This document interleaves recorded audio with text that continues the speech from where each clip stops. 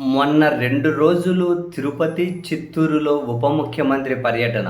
First రోజు Hyderabad to Gannavaram ప్రత్యేక విమానం, గన్నవరం టు రేణిగుంట ప్రత్యేక విమానం, రేణిగుంట నుంచి మళ్ళీ హైదరాబాద్‌కు ప్రత్యేక విమానం. మరుసటి రోజు మళ్ళీ హైదరాబాద్ నుంచి రేణిగుంట ప్రత్యేక విమానం, రేణిగుంట నుంచి పలమనేరు ప్రత్యేక హెలికాప్టర్, పలమనేరు నుంచి రేణిగుంట ప్రత్యేక హెలికాప్టర్, రేణిగుంట నుంచి గన్నవరం ప్రత్యేక విమానం. ఇది యాక్చువల్‌గా షెడ్యూల్ 2 రోజులు. అయితే దీని మీద తీవ్ర విమర్శలు వచ్చాయి.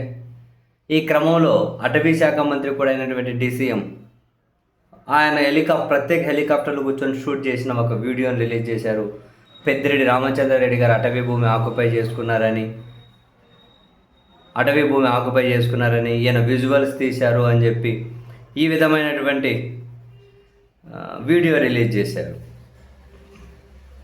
అయితే మనకు చూసిన వాళ్ళకి ఎవరికైనా అర్థం కాని విషయం ఏంటంటే కాన్సర్న్ మినిస్టర్ ఆయనే వీళ్ళు ఆక్యుపై చేశారు, దాన్ని ఆక్రమించారు అని చెప్పి ఎట్లా నిర్ధారించారు? ఏదైనా ఒక కమిటీ వేశారా? అధికారుల కమిటీ రిపోర్ట్ ఇచ్చారా? ఈయన ప్రత్యేక హెలికాప్టర్లో కూర్చొని విజువల్ తీసేంతవరకు అది ఎవరికి తెలియలేదా?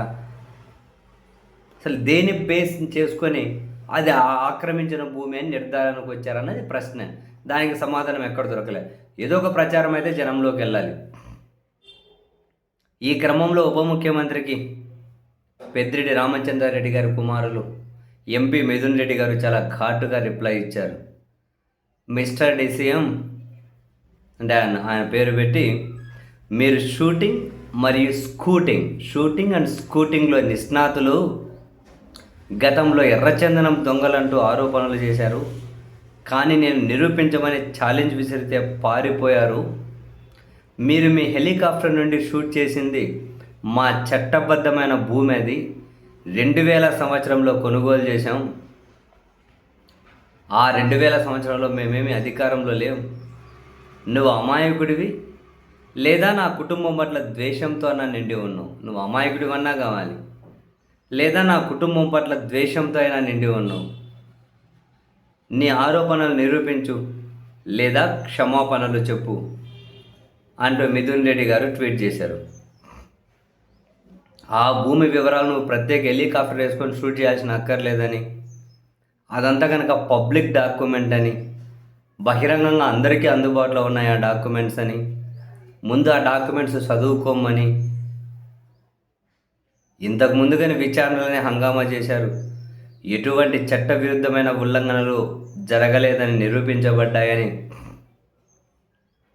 మిథున్ రెడ్డి గారు అయితే ఘాటుగానే రిప్లై ఇచ్చారు. ఉన్న డాక్యుమెంట్స్ చదవనన్నా చదువు, లేదని మేము తప్పు చేశామని నిరూపించు, క్షమాపణలైనా చెప్పు అని చెప్పి ఏంది చెప్పారు. 2 రోజులు అడావిడి ఉంటుంది, మళ్ళీ మర్చిపోతారు. ఆ తర్వాత ఇంకోటి దాన్ని అది అప్పటికే సీజ్ ద షిప్ అని, 33,000 మంది అమ్మాయిలు మిస్సింగ్ అని, ఇట్లాంటివి ఎన్నో ఉంటాయి. మధ్యలో కర్నూలు ప్రీతిబాయ్ అని చెప్పి సుగాలి ప్రీతి అని చెప్పి ఎన్నెన్నో ఉంటాయి. ఏంది నిరూపించబడేది? ఆయన పోని ఒక అంశాన్ని 6 నెలలు సీరియస్గా తీసుకుంటారా? అంతా కాని పని. ఏదో కాసింత హడావిడి ఉంటుంది పాపం. ఒకటే అంశాన్ని ఆయన సీరియస్గా తీసుకొని పట్టించుకుంటారు. మరి ఇప్పుడు మిథున్ రెడ్డి గారు నిరూపిస్తారా, క్షమాపణలు చెప్తారా అంటున్నారు. దాని మీద మరి స్పందించాలి కాన్సర్న్ అటవీ శాఖ మినిస్టర్, ఉప ముఖ్యమంత్రి.